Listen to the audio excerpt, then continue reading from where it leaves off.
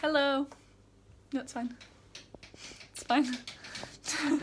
Hi everyone, Viola Hug here. Welcome to day 5, or the end of day 5. I hope you guys are enjoying the journey so far and you've used your affirmations. I'd love to hear how that's going. I saw some of you sharing about how your health progress is going as well. I'm loving seeing that. So please make sure to share your progress, like how you're doing with everything in the group as well. Feel free to create your own post as well. You don't always need to comment on all the posts as well if you feel like starting a new topic about something.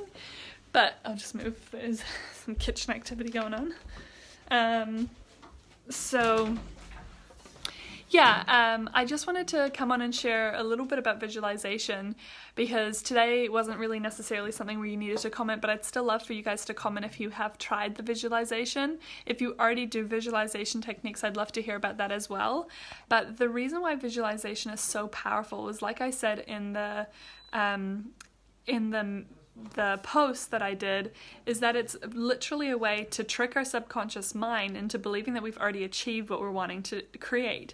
Therefore, it already believes the things that we want are within our comfort zone. Therefore, it is not as scary when opportunities come up that would usually feel way out of our comfort zone, and to the point where sometimes we might not even notice the opportunities, to suddenly now it's almost like our reticular activating system is completely spiked to be aware of any opportunity to help us. And for those of you that I lost at reticular activating system, that is our RAS center of the brain. It is basically an area of the brain that decides what is important and what to filter out, because we get thousands and thousands of messages every single day to our brain, but obviously our conscious mind and our subconscious mind have a very different capacity. Our subconscious mind can hold thousands upon thousands, I think even millions actually, millions and millions of bits of data at a time, whereas our conscious mind can only hold something like 5 to 15 conscious thoughts at a time.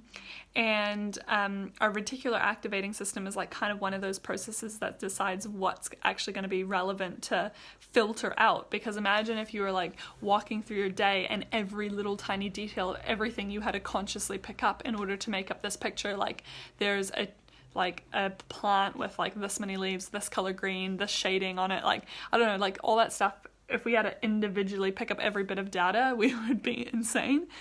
And a great example of this is if you've ever decided that you've wanted a car, or, you know, like let's say like a red Suzuki Swift, suddenly like you want a red Suzuki Swift and you haven't really seen them around, but all of a sudden you start seeing these red Suzuki Swifts everywhere, and they were actually there the whole time. It's just that now our reticular activating system has decided that, or we have basically hinted to our reticular activating system that this is something of importance to us. So it does a really good job at filtering everything else out and making sure that we see those red cars.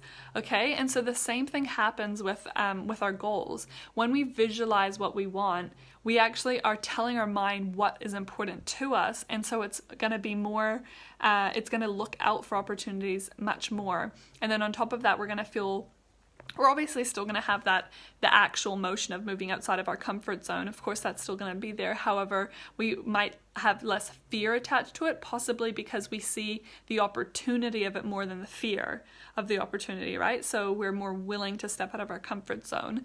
And then as well, when we attach emotion to it, that's when it becomes most powerful. So visualizing and imagining your goals is actually such an important thing. And honestly, I don't think I've met a successful person who's successful in whatever trait that hasn't at one point visualized their goals, or, you know, hasn't used that technique of visualization. If you want a really good example of this, Jim Carrey has an awesome example. There was like an interview with him on the Oprah show, I don't know, ages ago, and it was about how he wrote himself out a check for $1 million or $10 million, I think, even for acting services rendered. This is when he was like literally broke and living out of his car. And while other people broke living in their car might be like, you know, just completely wrapped up in this idea that they're living in their car and that's all that they have, and they just feel like that poor me mentality and they're only focusing on the things they don't have. Jim Carrey was sitting in his car and absolutely like smiling and laughing and being so grateful and filled with joy and gratitude for his future goal, like that he was going to achieve for his acting services rendered. And this is when like nobody wanted to hire him, right? So it's not like he had anything going for him at the time, but he was just filling himself with gratitude and with that emotion of what it's going to be like once he does achieve that goal. And that absolutely shifts everything, because when we ask for something, it is almost like we believe that we don't yet have the capacity to have that thing, right? So if we say, oh, let's say in his example, I really want an acting job, right? Then it's like, so you believe that you currently don't have access to it. But as we start to understand how the universe works and this oneness energy and all of these amazing, almost like metaphysical aspects of ourselves, we start to understand that everything that we want to create is already created and is there for us.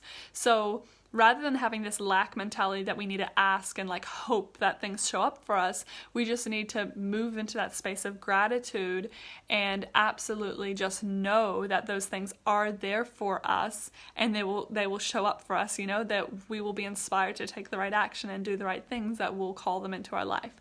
So that's the beauty of visualization. So it's really just taking a moment to imagine the goals that you want to achieve, then totally letting yourself feel the emotion of what it will be like when you achieve your goals and having gratitude for that. Just, really being grateful for the fact, like as if you already have it. You say, thank you so much. Like Jim Carrey said, thank you so much for my acting career. Thank you so much for my $10 million acting job. And it was something like, and he also wrote a date on it. So I can't remember his date, but it was like I think it was only like a year or 2 years later, or it was like a really small time frame. And on the date that he had written on this self-check he wrote himself, he received a paycheck for exactly the amount of money he had written down for his job that he got in Dumb and Dumber. So, amazing story. I definitely recommend checking out that video. But yeah, so definitely make sure you get some visualization in tonight before you go to bed and tomorrow morning, and see how that plays out throughout your day. Anyway, I'll see you tomorrow for day 6. Mwah.